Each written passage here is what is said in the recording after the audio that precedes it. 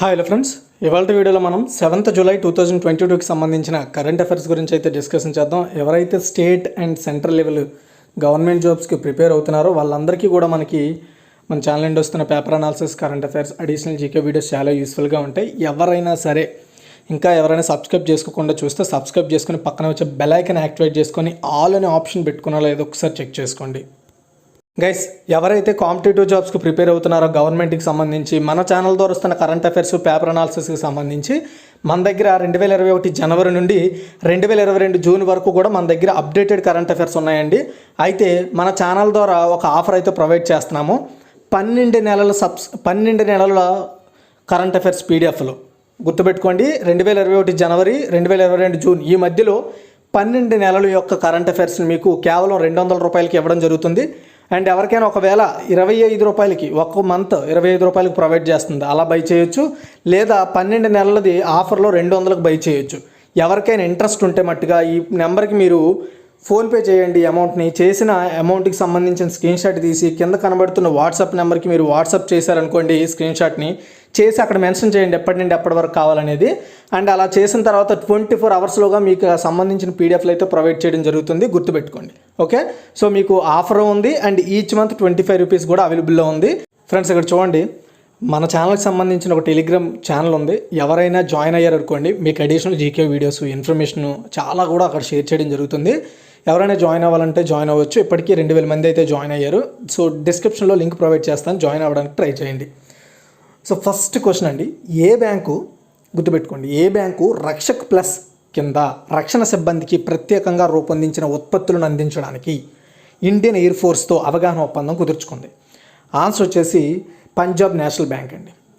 మొన్న 6th July నాడు మన state bank of India same ఈ ఇండియన్ ఎయిర్ ఫోర్స్తో ఒప్పందం ఆల్రెడీ కుదుర్చుకుంది.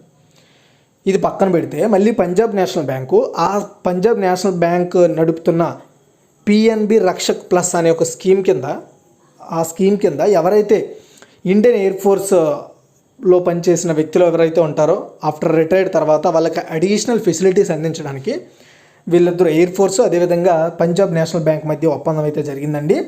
సో ఇదనేది రిటైర్డ్ అయిన వ్యక్తులకి పర్సనల్గా అండ్ వాళ్ళ ఇంకేదైనా వ్యాపారం చేసుకోవడానికి, ఇల్లు కట్టుకోవడానికి, ఇంకే ఇతర విషయాలకైనా సరే ఫెసిలిటీస్ కల్పిస్తుంది, లోన్స్ కల్పిస్తుంది, అధిక వడ్డీని ప్రకటిస్తుంది వాళ్ళ కోసం. ఇవన్నీ జరుగుతాయి అన్నమాట. ఓకేనా, ఈ ఒప్పందం ద్వారా పిఎన్బి యొక్క MD and CEO Shri Atul Kumar Goyal and chief of air staff air chief marshal Vivek Ram Chaudhari మధ్య ఈ ఒప్పందం కుదిరింది. తర్వాత సెకండ్ వన్, బెల్ భారతదేశంలో అతిపెద్ద తేలియాడే సోలార్ పీవీ ప్లాంట్ను ఎక్కడ ప్రారంభించింది? చూడండి, ఆన్సర్ వచ్చేసి తెలంగాణ. ఇక్కడ మీరు ఒక విషయం గుర్తుపెట్టుకోవాలి, మొన్న ఎన్టీపీసీ కూడా తెలంగాణలో రామగుండంలో సేమ్ అదే ప్లేస్లో ఈ బెల్ కూడా ప్రపంచంలోనే అతిపెద్ద తేలియాడే సోలార్ పీవీ ప్లాంట్ని ఏర్పాటు చేసింది. ఎన్టీపీసీ కూడా భారతదేశంలోనే అతిపెద్ద తేలియాడే పీవీ సోలార్ ప్లాంట్ని ఏర్పాటు చేసింది. టాటా సంస్థ కూడా ఏర్పాటు చేసింది కేరళలో. అయితే ఇక్కడ మీరు గుర్తుపెట్టుకోవాలి, ఏ కంపెనీ ఏర్పాటు చేసింది? ఓకేనా, ఏ కంపెనీ ఏర్పాటు చేసింది? ఆన్సర్ వచ్చేసి తెలంగాణ అండి. చూడండి, భారత్ హెవీ ఎలక్ట్రానిక్స్ లిమిటెడ్ అంటే బెల్ మన ఇండియాలో అతిపెద్ద ఫ్లోటింగ్ సోలార్ పీవీ ప్లాంట్ను తెలంగాణలోని ఎన్టీపీసీ రామగుండంలో 100 మెగావాట్స్ రేటింగ్తో ప్రారంభించడం జరిగిందనమాట. అండ్ ఇంతకుముందు ఎన్టీపీసీ ప్రారంభించింది, తర్వాత వచ్చేసి ఇప్పుడు బెల్ సేమ్ అదే దాంట్లో. ఇంతకుముందు యాక్చువల్గా బెల్ ఎన్టీపీసీ యాక్చువల్గా ఏంటంటే 100 కంప్లీట్ చేసింది. బెల్ అనేది ఎన్టీపీసీ అనేది విడతల వారీగా అక్కడ సోలార్ ప్లాంట్ని ఏర్పాటు చేసింది. అండ్ బెల్ వచ్చేసి పూర్తి స్థాయిలో 100 అండ్ ఎన్టీపీసీ 100, ఈ రెండు 100 శాతాలతో మెగావాట్స్ని ఇచ్చే సో పీవీ సోలార్ ప్లాంట్ని అయితే ఏర్పాటు చేశారండి. గుర్తుపెట్టుకోవాలి మీరు, ఇంతవరకు బెల్ ఎన్టీపీసీ ఒకే దాని మీద రామగుండంలో ఏర్పాటు చేశారు. తర్వాత third one, SBI general insurance సంస్థ నూతన ఎండి అండ్ సిఇఓగా ఎవరు నియమితులయ్యారు? ఆన్సర్ వచ్చేసి పరితోష్ త్రిపాఠి. చూడండి, managing director and chief executive ఆఫీసర్గా పరితోష్ త్రిపాఠిని నియమించినట్లుగా private non life insurance SBI general insurance అయితే తెలిపిందండి. ఎందుకు దీన్ని ప్రైవేట్ నాన్ లైఫ్ ఇన్సూరెన్స్ అంటున్నాము? యాక్చువల్గా ఎస్బీఐ అయ్యి ఉండి ఎందుకు ప్రైవేట్ అంటున్నామంటే ఇందులో ప్రైవేట్ భాగస్వామ్యం కూడా ఉంది ఈ కంపెనీలో, అందుకే మనం దీన్ని ప్రైవేట్ సంస్థగా పిలుచుకోవాలి. అంటే యాక్సిస్ బ్యాంక్కి ఇంకా చాలా ఏవో ఇతర బీమా సంస్థలకి ఇందులో వాటా ఉంది. సో మెజారిటీ వాటా మాత్రం ఎస్బీఐకి ఉంది, అందులో కొంత వాటా మాత్రం ప్రైవేట్ వ్యక్తులకి ఇచ్చారు. ఏదైనా ప్రైవేట్ సంస్థగా నడుస్తుంది. సో స్టేట్ బ్యాంక్ ఆఫ్ ఇండియాలోని కార్పొరేట్ సెంటర్లో డిప్యూటీ మేనేజింగ్ డైరెక్టర్ పోస్ట్లో ఉన్న సో ప్రకాష్ చంద్ర కద్బాల్ తర్వాత అతని ఇప్పుడు పరితోష్ త్రిపాఠి నియమితులయ్యారు ఆ పర్టికులర్ ప్లేస్లో. అండ్ త్రిపాఠికి 32 years బ్యాంకింగ్ ఎక్స్పీరియన్స్ ఉంది. తర్వాత 4th వన్, కేంద్ర ఉక్కు మంత్రిత్వ శాఖ మంత్రిగా అదనపు బాధ్యతల్లో ఎవరు నియమితులయ్యారు? ఆన్సర్ వచ్చేసి శ్రీ జ్యోతిరాదిత్య సింధియా అండి. ఇంకో ఇతనే చూడండి. మహిళా శిశు అభివృద్ధి శాఖ మంత్రి స్మృతి ఇరానీకి ప్రస్తుతం ఉన్న పోర్ట్ఫోలియోతో పాటు, అంటే ఇప్పుడు ప్రజెంట్ ఆమె మహిళా శిశు అభివృద్ధి మంత్రిగా ఉన్నారు, దానితో పాటు మైనారిటీ వ్యవహారాల మంత్రి శాఖ బాధ్యతలు కూడా ఆమెకు అప్పగించారండి, అదనపు బాధ్యతలు. ఇంకొకటి అయితే సో మైనారిటీ వ్యవహారాల మంత్రి ముఖ్తార్ అబ్బాస్ నఖ్వీ, దీని గురించి మనము 6th July 2022 కరెంట్ అఫైర్స్లో ఆల్రెడీ చెప్పుకున్నాం. అతను ఆ పదవికి రాజీనామా చేశారు. ఆ పదవిని స్మృతి ఇరానీకి ఇచ్చారు. అయితే పౌర విమానయాన శాఖ మంత్రిగా ఉన్న జ్యోతిరాదిత్య సింధియాకు అడిషనల్గా ఉక్కు మంత్రిత్వ శాఖ బాధ్యతలు కూడా ఇచ్చారు. ఎందుకంటే ఆ పదవిలో ఉన్న రామచంద్ర ప్రసాద్ సింగ్ అయితే రాజీనామా చేశారనమాట. సో వీళ్ళ రాజీనామాలు రాష్ట్రపతి ఆమోదించిన తర్వాత వీళ్ళిద్దరూ అపాయింట్ కావడం జరిగింది ఆ ప్లేసెస్లో. తర్వాత 5, NICDIT దీని యొక్క అపెక్స్ అథారిటీ మొదటి సమావేశానికి ఎవరు అధ్యక్షత వహించారు? సో ఇక్కడ అపెక్స్ అథారిటీ అనేది పక్కన పెడితే అసలు ఈ NICDIT అంటే ఏంటి? సో ఈ అపెక్స్ అథారిటీ ఏంటో తెలుసుకోవాలి కదా, అందుకని ఈ క్వశ్చన్ యాడ్ చేశారు. ఆన్సర్ వచ్చేసి శ్రీమతి నిర్మలా సీతారామన్. మీరు అనుకోవచ్చు అసలు ఇవి ఎక్కడ ఉపయోగపడతాయని మీరు మాకు చెప్తున్నారంటే ఇవన్నీ ఉపయోగపడేది ఎకానమీ. ఓకేనా, ఎకానమీ. చూడండి, national industrial corridor development and implementation trust, దీన్నే NICDIT అంటాం. ఓకేనా. అయితే ఈ NICDITపై అపెక్స్ మానిటరింగ్ అథారిటీ అనేది ఉంది. ఓకే, దీని తొలి సమావేశానికి కేంద్ర ఆర్థిక మంత్రి నిర్మలా సీతారామన్ అధ్యక్షత వహించారు. Delhi Mumbai industrial corridor project implementation trust fund, దీన్నే DMICPITF అంటారు. దీని యొక్క విస్తరణకు ప్రభుత్వం ఆమోదించింది.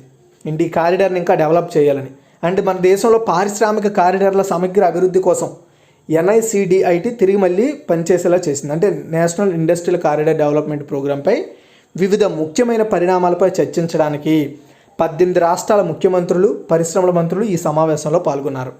NICDIT అనేది ఆర్థిక మంత్రి అధ్యక్షతన మన భారతదేశంలో 5 పారిశ్రామిక కారిడార్లను కలుపుదానికి, వాటి అభివృద్ధి కోసం పనిచేయడానికి ఏర్పాటైన ఒక ఏకీకృత అభివృద్ధి కోసం పరిశ్రమ అంతర్గత వాణిజ్య ప్రమోషన్ విభాగం కింద పనిచేసే ఒక అత్యున్నత సంస్థ అన్నమాట ఈ NICDIT అనేది.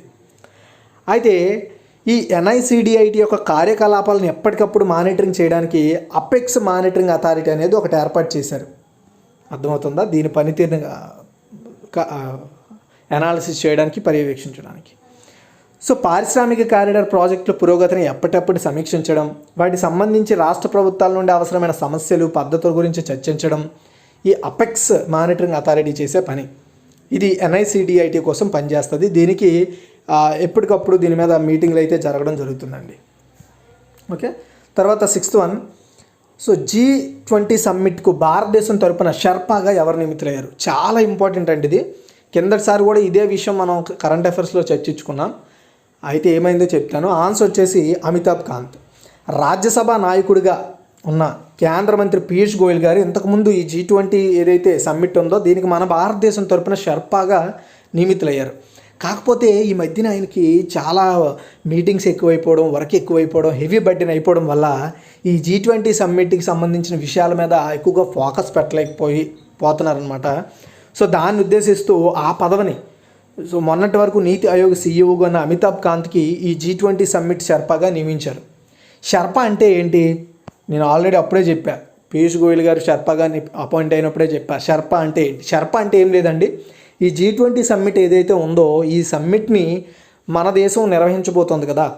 సో ఈ నిర్వహణకు సంబంధించిన బాధ్యతలు, అదేవిధంగా ఎవరెవరు సభ్య దేశాలు ఉన్నాయో ఆ సభ్య దేశాలతో సంప్రదింపులు చేయడము, వీటన్నింటినీ కూడా ఈ షెర్పా చూసుకుంటారనమాట. అంటే ఒక మధ్యవర్తి, అర్థమైందా? షెర్పా అంటే ఒక ప్రతినిధి, మన దేశంలో నిర్వహించడానికి సంబంధించిన కార్యకలాపాల మీద దృష్టి పెట్టి వాటిని చేయడానికి సో ఒక మధ్యవర్తిగా ఉంటాడు షెర్పా అంటే. ఒక ప్రతినిధి, మన దేశం తరపున ఒక ప్రతినిధి అక్కడ.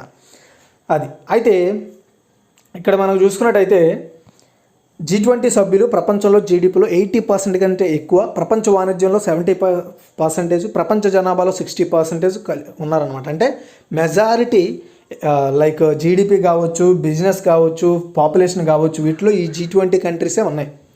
అంటే భారతదేశం డిసెంబర్ 1, 2022 నుండి G20 సమ్మిట్కు ఆతిథ్యం ఇవ్వనుంది. మరియు G20 లీడర్ సమ్మిట్ను 2023లో మొదటిసారిగా మనం నిర్వహించబోతున్నాం. ఈ కార్యకలాపాలన్నీ కూడా ఈ షెర్పానే చూసుకుంటారు. అండ్ 2014లో ప్రధానిగా బాధ్యతలు స్వీకరించినప్పటి నుంచి ప్రధానమంత్రి నరేంద్ర మోదీ గారు G20 సదస్సులో మన భారతదేశం తరపున పాల్గొంటున్నారండి. ఓకేనా, గుర్తుపెట్టుకోండి. షెర్పా అంటే చెప్పాను కదా, ఈ సమ్మిట్లు అండ్ అంతర్జాతీయ మీటింగ్స్కి దేశాధినేత లేదా ప్రభుత్వ అధిపతి యొక్క వ్యక్తిగత ప్రతినిధిగా షెర్పా అనేది పనిచేస్తారు. గుర్తుపెట్టుకోండి. అండ్ అమితాబ్ కాంత్ జూన్ 30న పదవిరమణ చేసిన తర్వాత 2 ఏళ్ల పాటు లేదా తదుపరి ఉత్తర్వులు వెలువడే వరకు ఏది ముందుగా అయితే అది నీతి ఆయోగ్ చీఫ్ ఎగ్జిక్యూటివ్ ఆఫీసర్గా శ్రీ అయ్యర్ నియమితులయ్యారు. అండ్ మొత్తానికైతే అమితాబ్ కాంత్ గారు ఇప్పుడు ఆ పదవి నుండి రిలీవ్ అయ్యారు కాబట్టి ఇప్పుడు షెర్పాగా అపాయింట్ అయ్యారు. అండ్ నీతి ఆయోగ్ అంటే national institution of transforming India. తర్వాత 7th వన్, ప్రధానమంత్రి స్వానిధి పథకం విజయాన్ని పురస్కరించుకొని స్వానిధి మహోత్సవ్ 2022ను ఎవరు ప్రారంభించారు? ఆన్సర్ వచ్చేసి శ్రీ హర్దీప్ సింగ్ పూరి అండి. ఇతను కనబడుతున్నారు కదా. గృహ నిర్మాణము మరియు పట్టణ వ్యవహారాల మంత్రి శ్రీ హర్దీప్ సింగ్ పూరి. ఆయన ప్రధానమంత్రి స్వానిధి పథకం, ఈ పథకం గృహ నిర్మాణ పట్టణ వ్యవహారాల మంత్రిత్వ శాఖ కిందకు వస్తుంది.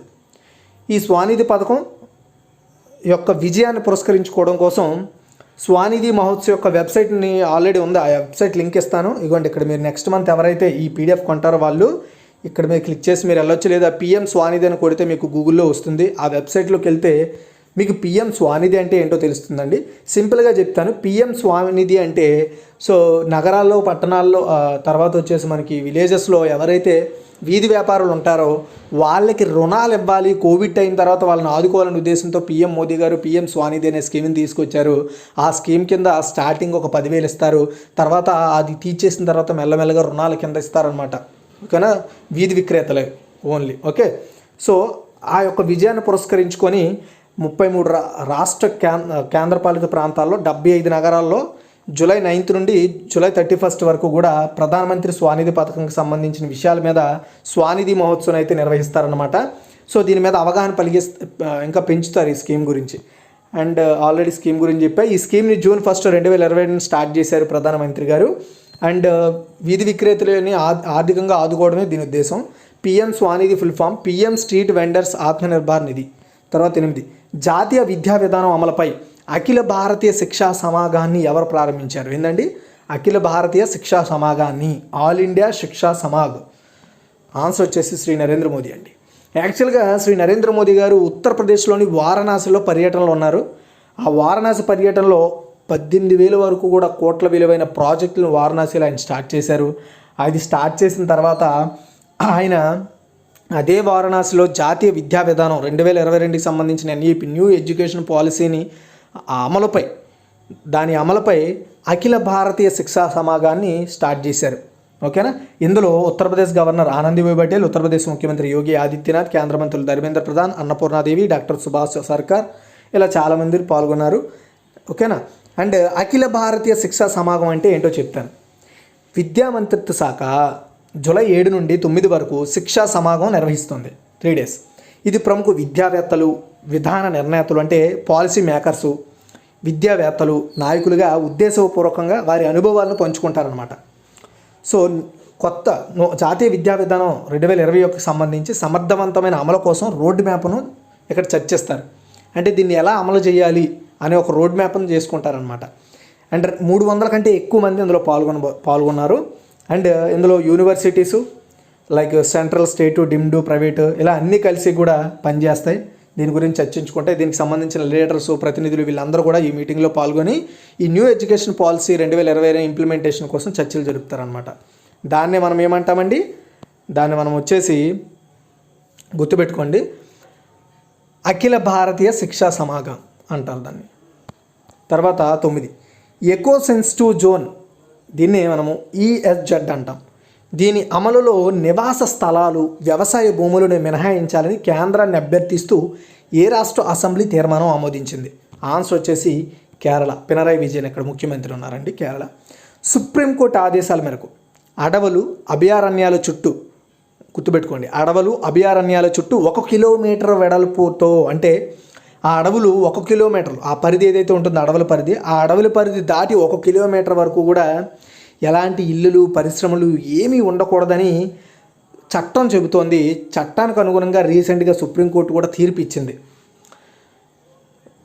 అంటే వాటిని ఎకో సెన్సిటివ్ జోన్లుగా పిలిచారనమాట. అంటే అడవులకి అభయారణ్యాలకి 1 కిలోమీటర్ వరకు, అంటే అడవి ఫర్ ఎగ్జాంపుల్ అడవి ఇక్కడ అడవి స్టార్ట్ అయింది అనుకోండి, ఈ అడవికి 1 km వరకు కూడా ఎలాంటి ఇల్లులు కానీ కంపెనీలు కానీ ఏవి కూడా చేయకూడదని చట్టం చెబుతోంది. దాంతోపాటు మనకి సుప్రీంకోర్టు కూడా రీసెంట్గా దాని మీద స్టేట్మెంట్ ఇచ్చింది. దానికి అనుగుణంగా ఆల్రెడీ ఇప్పటికే కేరళలోని అంటే కేరళ ప్రవేశపెట్టింది ఏమని, ఆల్రెడీ ఇప్పటి వరకు ఆ సెన్సిటివ్ జోన్లో ఉన్న వాళ్ళకి వ్యవసాయదారులు కావచ్చు, అక్కడ నివాసం ఏర్పాటు చేసుకున్న వాళ్ళు కావచ్చు, వాళ్ళని మినహాయించేయండి, కొత్తగా అవకాశం లేకుండా చేయండి అని చెప్తున్నారు. బట్ ఈ సుప్రీంకోర్టు ఆర్డర్స్ ప్రకారం ఏంటి, ఆల్రెడీ ఇప్పుడు అక్కడ ఎవరైనా ఉంటే వాళ్ళని తరలించేయాలి. మరి అలా చేస్తే చాలామంది అక్కడ నివాసం కోల్పోతారు, వాళ్ళ పనిని కోల్పోతారు కదా. దాన్ని దృష్టిలో పెట్టుకొని దాన్ని మినహాయించండి అని చెబుతూ ప్రభుత్వానికి, కేంద్ర ప్రభుత్వానికి చట్ట సవరణ చేయండి అని చెప్తూ ఈ తీర్మానాన్ని కేరళ అసెంబ్లీలో ప్రవేశపెట్టడం జరిగిందండి. ఓకేనా. సో ప్రస్తుతానికైతే ఈ కేరళ రాష్ట్రంలో 900 మంది ఆ జోన్లో పరిధిలో అయితే ఉన్నారండి. సో దాన్ని దృష్టిలో పెట్టుకొని వీళ్ళ తీర్మానం అయితే వేయడం జరిగింది. సో చూద్దాం ఏమవుతుంది. అయితే ఇక్కడ మనం ఒక విషయాన్ని గమనించాలి. ఓకే చూడండి. సో తీర్మానంలో కేంద్ర ప్రభుత్వం చట్టపరమైన పరిష్కారాలు చేయాలని ఒకటి చెప్పింది. సో అదేవిధంగా జాతీయ ఉద్యానవనాలు, వన్యప్రాణుల అభయారణ్యాలతో సహా ప్రతి రక్షిత అటవీ ప్రాంతం తప్పనిసరిగా 1 కిలోమీటర్ మేర సో ఈఎస్జెడ్ అంటే ఏంటి, సో ఇక్కడ నేను మీకు చెప్పాను. ఈఎస్జెడ్ అంటే ఏంటంటే ఎకో సెన్సిటివ్ జోన్. ఓకేనా. సో ఎకో సెన్సిటివ్ జోన్గా ప్రకటించారు కాబట్టి అక్కడ ఎవరూ ఉండకూడదని చెప్తున్నారు. అండ్ దేశవ్యాప్తంగా అటువంటి ఉద్యానవనాల్లో ఎవరైనా మైనింగ్ కార్యకలాపాలను నిషేధించాలని జూన్ 3 నాటి సుప్రీంకోర్టు ఆదేశాల నేపథ్యంలో ఈ తీర్మానం ఆమోదించింది. అంటే అక్కడ ఎవరైనా ఆల్రెడీ ఉంటున్నా వాళ్ళని వెంటనే అక్కడి నుండి తీసేయండి అని చెప్పింది సుప్రీంకోర్టు. బాబు వద్దు, ఎందుకంటే ఆల్రెడీ అక్కడ చాలామంది ఉన్నారు, అక్కడ ఆల్రెడీ కేరళలో అలాంటి ప్రాంతాల్లో ఒక 900 మంది ఎఫెక్ట్ అవుతారని చెప్తుంది. అది గుర్తుపెట్టుకోండి. సో కేరళలోని వాయనాడ్ వన్యప్రాణుల అభయారణ్యం చుట్టూ ఈ ఎస్జెడ్ అంటే ఎకో సెన్సిటివ్ జోన్ అనేది ప్రభావితం చేస్తుంది. యాక్చువల్గా అక్కడ ఈ 900 మంది ఉన్నారనమాట. సో వాళ్ళ చట్ట ప్రకారం ఏంటంటే వాళ్ళు అడవికి చాలా దగ్గరగా ఉన్నారు. మరి ఆ ఈఎస్జెడ్ ప్రకారం ఏంటంటే వాళ్ళు 1 km తర్వాత ఉండాలి, బట్ వాళ్ళు 1 km లోపే ఉన్నారు కాబట్టి సో వాళ్ళు అక్కడి నుండి తరలించాలి. కానీ అక్కడ తరలిస్తే వాళ్ళు ఇల్లులు పోతాయి, వాళ్ళ చేతి వృత్తి పోతుంది, వాళ్ళ వ్యవసాయం పోతుంది అనే ఉద్దేశంతో ఈ నిర్ణయం తీసుకున్నారు. తర్వాత ఇటీవల ఏ దేశానికి చెందిన గణిత శాస్త్రవేత్త మేరియా విజ్నోవన్క్ ప్రతిష్టాత్మకమైన ఫీల్డ్స్ మెడల్ 2022ని గెలుచుకున్నారు. ఆన్సర్ వచ్చేసి ఉక్రెయిన్ అండి. ఆ మ్యాథమెటిషియన్.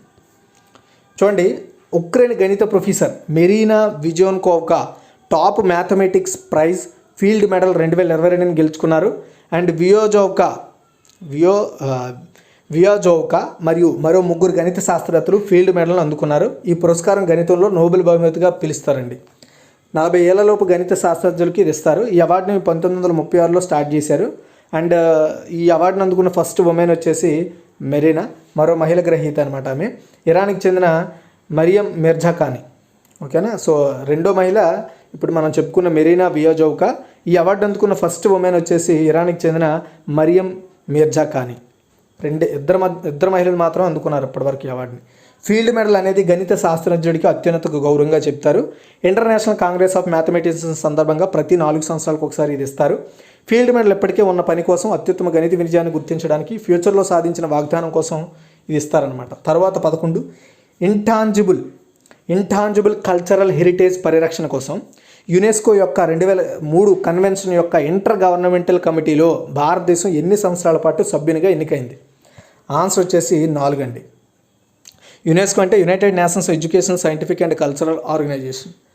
ఇంటాంజిబుల్ కల్చరల్ హెరిటేజ్ వాటిని పరిరక్షించడం కోసం యునెస్కో యొక్క 2003లో కన్వెన్షన్ ఏర్పాటు చేసింది. ఈ కన్వెన్షన్కి ఇంటర్ గవర్నమెంటల్ కమిటీ అనేది ఉంది. ఈ కమిటీకి 4 సంవత్సరాల పాటు మన ఇండియా మెంబర్గా ఎన్నికైనట్లుగా కేంద్ర మంత్రి జి కిషన్ రెడ్డి గారు తెలిపారు. సో జి కిషన్ రెడ్డి గారు వచ్చేసి సాంస్కృతిక శాఖ అండ్ పర్యాటక శాఖ మంత్రి అయిన. ఆసియా పసిఫిక్ గ్రూపుల్లో ఖాళీగా ఉన్న 4 సీట్లకు వ్యతిరేకంగా 6 దేశాలు పాల్గొన్నాయి. 6 దేశాలు మన India, Bangladesh, Vietnam, Cambodia, Malaysia, Thailand. ఇందులో వీళ్ళందరూ కూడా సమర్పించారు. అయితే హాజరైన ఓటింగ్ వేసిన తర్వాత 135 దేశాలకు గాను 110 దేశాలు మనకు ఓట్లు వేసాయి. భారతదేశం యునెస్కో యొక్క 2 ప్రముఖ కమిటీల్లో ఇప్పుడు భాగం అవుతుందన్నమాట. ఒకటి ఇంటాంజిబుల్ కల్చరల్ హెరిటేజ్ కమిటీలో 2022 నుండి 26 వరకు మెంబర్గా ఉంటుంది. దీంతోపాటు వరల్డ్ హెరిటేజ్లో 2021 నుండి 25 వరకు కూడా మెంబర్గా ఉంటుంది. ఓకేనా, గుర్తుపెట్టుకోండి. అండ్ ఈ ఇంటర్ గవర్నమెంటల్ కమిటీలో 2003కి సంబంధించిన ఈ కన్వెన్షన్ యొక్క ఇంటర్ గవర్నమెంటల్ కమిటీలో 24 సభ్య దేశాలు ఉంటాయి, గుర్తుపెట్టుకోండి. సో ఇంటర్ గవర్నమెంటల్ కమిటీ అనేది కొన్ని ప్రధాన నిధులు కలిగి ఉంటుందన్నమాట. సో ఇప్పుడు మనం ఏవైతే చెప్పుకున్నామో ఈ ఇంటాంజిబుల్ కల్చరల్ హెరిటేజ్ పరిరక్షణ ఉందో యునెస్కోది, దీనికి వీళ్ళు కొన్ని సిఫార్సులు, లక్ష్యాలు, ఏం చేస్తే బాగుంటుంది, ఏం చేయాలనేది చెప్తూ ఉంటుంది.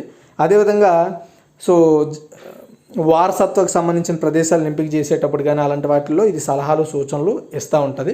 అండ్ యునెస్కో చేపట్టే ప్రాజెక్టును ఎప్పటికప్పుడు ఈ కమిటీ అనేది పర్యవేక్షణ చేస్తూ ఉంటుంది. తర్వాత 12 బ్రిక్స్ కమ్యూనికేషన్స్ మంత్రుల 8వ సమావేశంలో భారతదేశం తరపున ఎవరు పాల్గొన్నారు అంటే ఇక్కడ మీరు చూడొచ్చు, అశ్విని వైష్ణవ్. చూడండి, బ్రిక్స్ కమ్యూనికేషన్ మంత్రుల 8వ సమావేశం చైనాలో జరిగిందనమాట. చైనా దీనికి అధ్యక్షత వహించింది. దీంట్లో railway and communications, electronics, information technology మంత్రి శ్రీ అశ్విని వైష్ణవ్ గారు ఈ మీటింగ్లో పాల్గొనడం జరిగింది. ఈ మీటింగ్లో ఐసీటీ అంటే ఇన్ఫర్మేషన్ అండ్ కమ్యూనికేషన్ టెక్నాలజీ రంగంలో మా ఇండియా చాలా సక్సెస్ఫుల్గా ఉంది, ప్రజెంట్ చాలా బాగుంది, మేము దీనికోసం ఎన్నో సంస్కరణలు చేశాము, ఎన్నో సాధిస్తున్నామని ఆ మీటింగ్లో ఆయన చెప్పడం జరిగింది. తర్వాత 13 యునైటెడ్ కింగ్డమ్ ప్రధానమంత్రిగా ఎవరు రాజీనామా చేశారు? ఆన్సర్ వచ్చేసి బోరిస్ జాన్సన్. బ్రిటన్ ప్రధాని బోరిస్ జాన్సన్ ఈరోజు తన పదవికి రాజీనామా చేశారండి. పార్టీ నేతల నుంచి వచ్చిన ఒత్తిడి మేరకు బోరిస్ ఈరోజు రాజీనామా చేశారు, అంటే రాజీనామాకు అంగీకరించారు. పార్టీ అధినేత పదవి నుంచి తప్పుకునేందుకు కూడా ఆయన ఒప్పుకోవాల్సి వచ్చింది. అండ్ అయితే కొత్త ప్రధాని ఎన్నికయ్యే వరకు ఆయన ఆపద్ధర్మ ప్రధానిగా కొనసాగుతారు. బోరిస్ నాయకత్వంపై ఆయన మంత్రులు, అధికారులు సో విశ్వాసం కోల్పోవడం వల్ల ఆయన తన పదవికి రాజీనామా చేయాల్సి వచ్చింది. అండ్ దీని గురించి ఇంకా నెక్స్ట్ యూకే ఎలక్షన్స్ ఎలా జరుగుతాయి ఏంటనే మీరు తెలుసుకోవాలంటే నెక్స్ట్ మంత్ ఈ పీడిఎఫ్ కొన్ని వాళ్ళు చూడవచ్చు, లేదంటే ఈరోజు ఈనాడు వెబ్సైట్లోకి వెళ్తే మీకు ఇన్ఫర్మేషన్ కూడా ఉంటుంది. తర్వాత 14 ఆంధ్ర ప్రీమియర్ లీగ్ క్రింద వాటిలో ఏది నిర్వహిస్తుంది?